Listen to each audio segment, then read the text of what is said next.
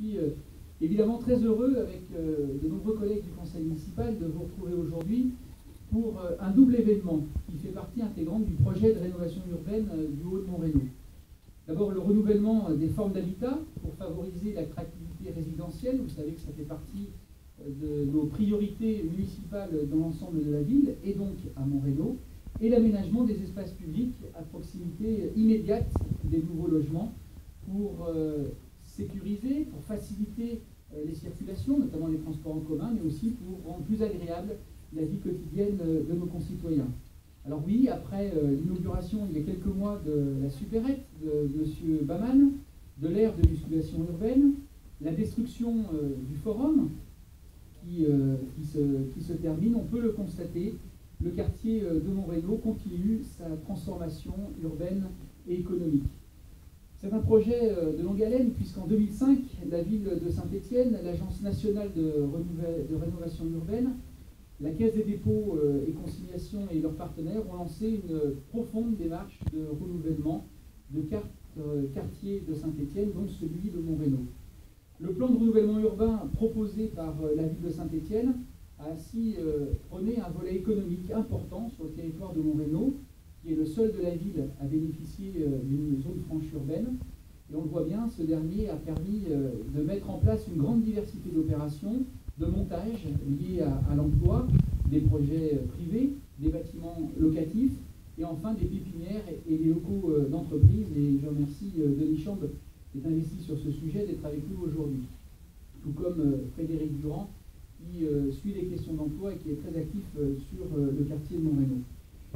Vous l'avez compris, ce volet économique s'inscrit dans une double dynamique, celui du développement économique de la ville et de la communauté urbaine, et puis celle du projet urbain qui nous intéresse aujourd'hui. C'est une opération globale qui a été conduite avec 4 maîtres d'ouvrage, la ville de Saint-Étienne, Saint-Étienne Métropole, Loire Habitat et Métropole Habitat, et 4 financeurs, l'Agence nationale de rénovation urbaine, la région Rhône-Alpes, le conseil départemental et l'agglomération. C'est assez singulier pour que je le souligne. C'est pas évident de faire travailler des acteurs différents, qui ont parfois des objectifs différents ensemble.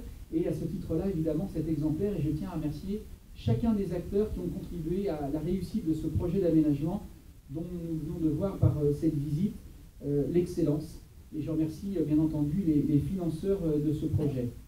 Le programme Habitat, qui est le premier construit depuis une trentaine d'années avec 50 logements, donc 14 maisons de ville et 38 logements intermédiaires, ce qui souligne bien aussi la diversité dans l'habitat dont je parlais tout à l'heure, construit avec un souci de développement durable, puisque ceci vise l'obtention du label DLC, permet d'obtenir et d'offrir une qualité de vie aux anciens habitants du premier bâtiment de la Barre de Bussy et de l'immeuble Chadrier qui a été détruit en 2015, le deuxième étant démoli cette année.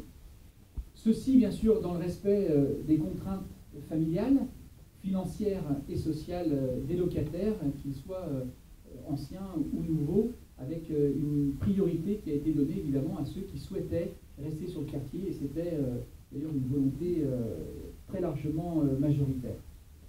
Et parce qu'à chaque fois que nous touchons à l'espace public, nous avons accompagné la création de ces logements d'une réflexion commune entre la ville, l'agglomération, sur les différents aménagements publics que nous venons de visiter.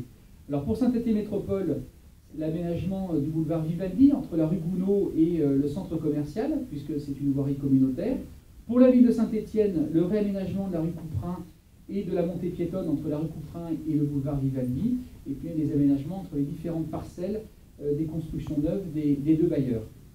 Comme nous avons pu le constater il y a un instant, ce travail a consisté à offrir des trajets piétons plus simples, plus nombreux, plus sûrs, pour offrir davantage de mobilité et de facilité de déplacement dans le quartier, des quais de bus plus accessibles qui facilitent la circulation, plus proches également du centre commercial, qui faisait partie des demandes des habitants, une contre-allée sur le boulevard Vivaldi pour réduire l'emprise de la vitesse et améliorer également les conditions de stationnement, puisque 120 places ont été aménagées sur le boulevard Vivaldi et rue Couperin, dont évidemment des places réservées aux personnes à mobilité réduite. Et là aussi, Siam Nabiche me disait que ça faisait partie des demandes et des souhaits des habitants. Et puis de nombreux espaces publics qui font la part belle au végétal. On a vu avec plus de 3700 mètres carrés d'espaces verts, 88 arbres, 1400 arbustes, près de 4000 vivaces qui vont apporter évidemment beaucoup de verdure, mais aussi de fraîcheur. Alors l'ensemble de l'opération évidemment est très apprécié par les habitants, les retours sont très bons, notamment sur les aménagements des espaces publics qui profitent à tous. Le renouvellement urbain sur le secteur va se poursuivre avec la fin du programme de rénovation urbaine 1. Tout d'abord, le réaménagement du secteur du square Lully, en amont du boulevard Vivaldi, les immeubles en bordure de la contre-allée de stationnement, en partenariat toujours avec les bailleurs Loire Habitat et avec Cité Nouvelle. Le terrain qui est situé entre les nouveaux logements et l'opération économique Green Space, qui constitue une réserve foncière pour permettre à terme d'envisager la poursuite de la reconstruction sous forme de programmes de logement, d'activités ou d'équipement, puisque là aussi fait partie des priorités municipales que de fixer des activités économiques dans la ville. Et puis dans l'attente, un réaménagement provisoire sera réalisé en 2016 pour rendre évidemment le terrain propre et agréable. Et puis comme je l'indiquais tout à l'heure, la démolition du dernier immeuble de Chadrier permettra également de constituer une nouvelle réserve foncière pour poursuivre le renouvellement urbain sur Chadrier. Là aussi, vous savez que notre politique municipale, ce n'est pas forcément de reconstruire systématiquement au lendemain de la démolition. L'important, c'est aussi de se laisser du temps. Le marché de l'immobilier reprend à Saint-Étienne et donc ces réserves foncières, demain, pourront accueillir peut-être des activités que nous n'imaginons pas aujourd'hui. Monsieur Gérard Lacroix, Madame Marie-Camille Ray, Paul, Solange, Jean-Pierre, permettez-moi à nouveau de souligner l'excellente collaboration sur ce projet des institutions, des organismes que vous représentez et qui permet tous ensemble de faire changer l'image d'un quartier emblématique de Saint-Étienne dont on connaît à la fois la richesse humaine mais aussi la richesse associative.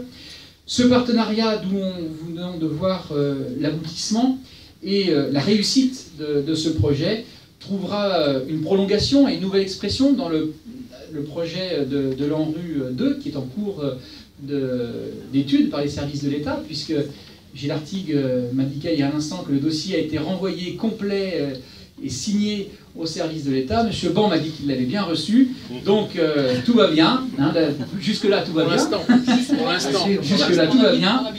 Et je ne doute pas que les équipes qui ont fait un travail très important sur ces dossiers sont confiantes sur les réponses qui nous seront apportées, nous aussi, parce que Saint-Étienne en a besoin, et je peux que me féliciter des collaborations, Monsieur le Secrétaire Général, que nous avons avec vos services. J'en profite pour remercier aussi les nôtres, ceux de Saint-Étienne Métropole et de la ville, qui travaillent de concert pour la réussite de nos projets. Merci à toutes et à tous d'avoir répondu à notre invitation, et je cède maintenant la parole à Paul Selle.